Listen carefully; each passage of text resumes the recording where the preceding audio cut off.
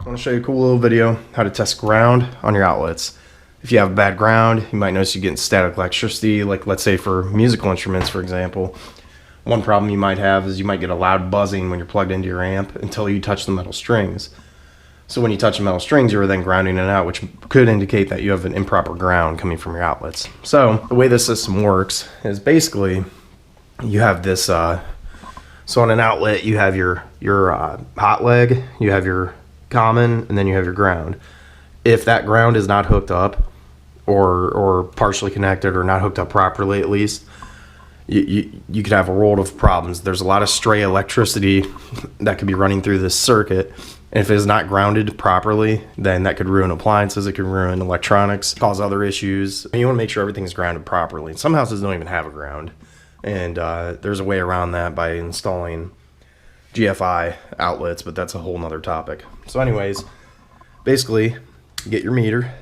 You'll need a meter for this. You want to set it on alternating current or AC current, which you can see with the wavy line right there.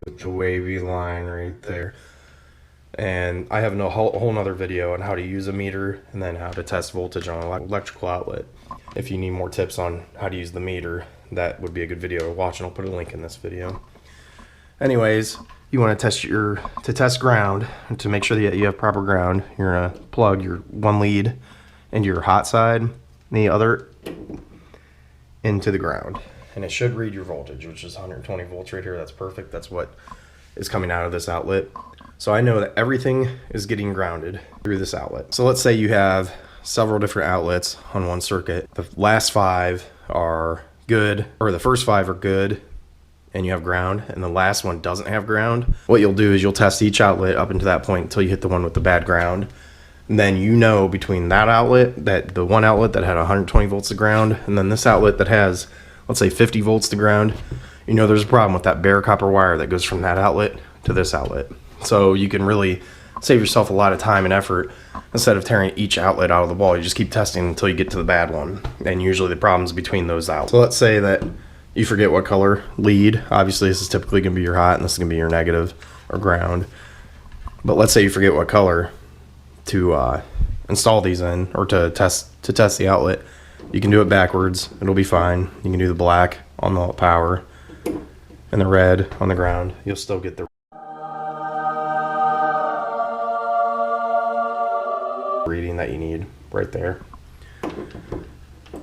Again, to recap, and even though this is a pretty relatively safe way to do it, it's still good to do it with one hand. As I've mentioned in my other videos, if you do, there's low risk for shocking yourself doing it this way.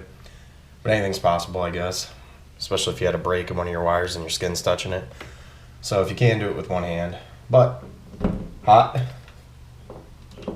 ground, and your voltage. So we know we got good ground there. And we can compare this with plugging the black and the common, and we see our voltage reading right there, which is pretty much where it was at. So I know I got good ground there. Any questions at all, leave a comment, let me know. But this is, again, a real simple way to troubleshoot a ground issue. Thank you.